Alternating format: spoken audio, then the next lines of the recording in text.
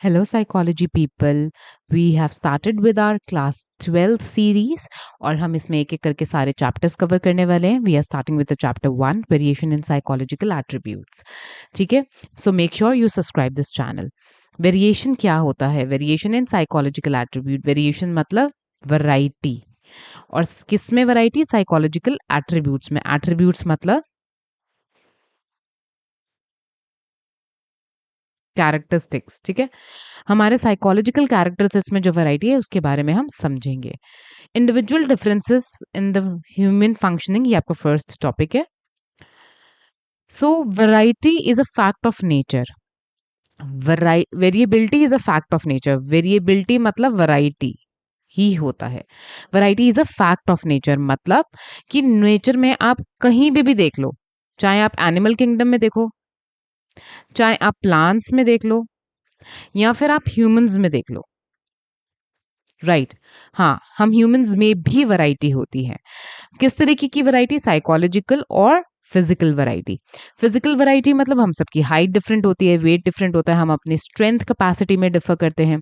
और psychological dimensions मतलब कोई लोग इंटेलिजेंट होते हैं, कोई थोड़े से डल होते हैं. ठीक है, कोई लोग डोमिनेंट होते हैं, उनको रूल करना पसंद है. ठीक है, सब पे अपना हुक्म चलाते रहते हैं. कुछ बेचारे सबमिसिव से होते हैं कि ठीक है, ओके, जैसे बोलोगे वैसे कर लेंगे टाइप्स. ठीक है, कुछ कुछ क्रिएटिव लोग होते हैं, out of the box thinking करते हैं. कुछ नॉट सो क्रिएटिव होते हैं, उनको इतनी क्रिएटिविटी पसंद नहीं होती. सो हम सब में, इवन ह्यूमंस में भी बहुत वैरायटी है. So variability is a fact of nature. चाहे एनिमल किंगडम हो, प्लांट्स हो, ह्यूमंस हो, सब में वैरायटी मिलेगी. अब सवाल ये आता है कि हम सब एक दूसरे से इतने अलग क्यों हैं? वाई? और अगर हैं भी तो हाउ? लाइक हम सब इतने एक दूसरे से अलग कैसे हैं? नाउ इसको आंसर करने के लिए पढ़ते हैं individual differences. It is a matter of individual differences. Individual differences होने की वजह से, इंडिविजुअल डिफरेंसेस का मतलब क्या है? It refers to the distinctiveness and variations among people's characteristics and behaviour pattern. अब इसको एक एग्जांपल से समझो.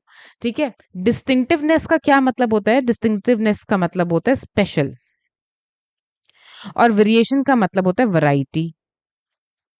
हम सब बहुत स्पेशल हैं और हम सब में बहुत वैरायटी भी है. कैसे? वो तो मैंने आपको बता दिया साइकोलॉजिकल और फिजिकल डायमेंशंस के साथ. और हमारे सबके कैरेक्टरिस्टिक्स मतलब पर्सनालिटी ट्रेट्स भी बहुत डिफरेंट है, और हम बिहेवियर भी बहुत डिफरेंटली करते हैं. एक एग्जाम्पल देखो, जैसे फॉर एग्जाम्पल कि जैसे डॉग्स में होता है. ठीक है, डॉग्स की आपको पता है कितनी सारी वैरायटी आती है, कितनी सारी ब्रीड्स आती हैं डॉग्स की. जैसे कुछ जर्मन शेपर्ड होते हैं, लैब्राडोर होता है, फिर गोल्डन रिट्रीवर होता है. बहुत सारी वैरायटी है. ठीक है, और ऐसे ही सब में कुछ ना कुछ स्पेशल क्वालिटी भी होती है. सब एक दूसरे से डिस्टिंक्टिव भी है. मतलब जैसे गोल्डन रिट्रीवर है, वो बहुत फ्रेंडली होता है, उसका बिहेवियर बहुत प्लेफुल होता है. ठीक है, वो हाउस कंपेनियन के लिए एकदम परफेक्ट होता है.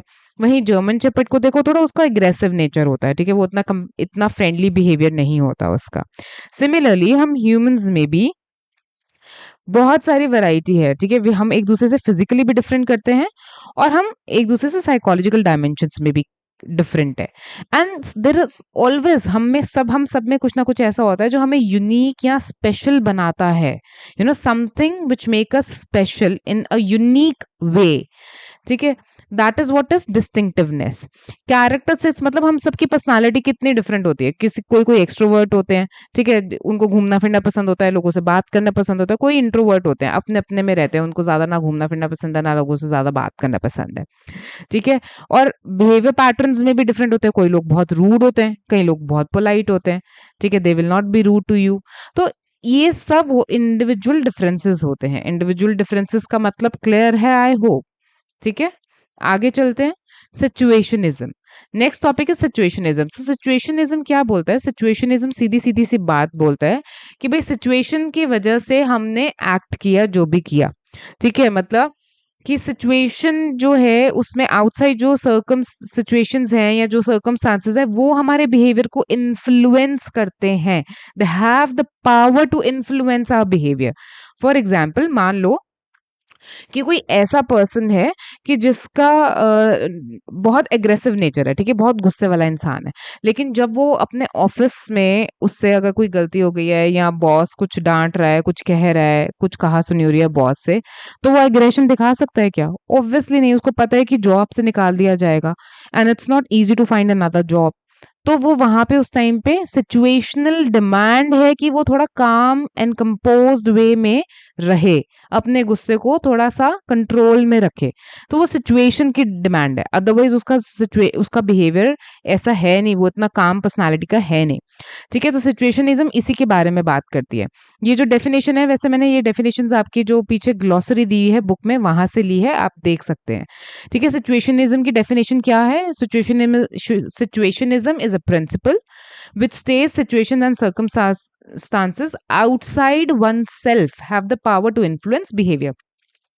मतलब हमारे बाहर जो सिचुएशन और सर्कमस्टांसेस है वो हमारा बिहेवियर इन्फ्लुएंस करती हैं। आउटसाइड वन सेल्फ क्यों लिखा है? हमारे, हमसे बाहर। हमसे बाहर मतलब यहाँ पे बायोलॉजिकल बायोलॉजिकल फैक्टर्स को कंसिडर नहीं कर रहे हैं, विच मीन्स कि जैसे ऑब्वियसली बायोलॉजिकल फैक्टर्स भी तो आपके बिहेवियर को इन्फ्लुएंस करते हैं कहीं ना कहीं।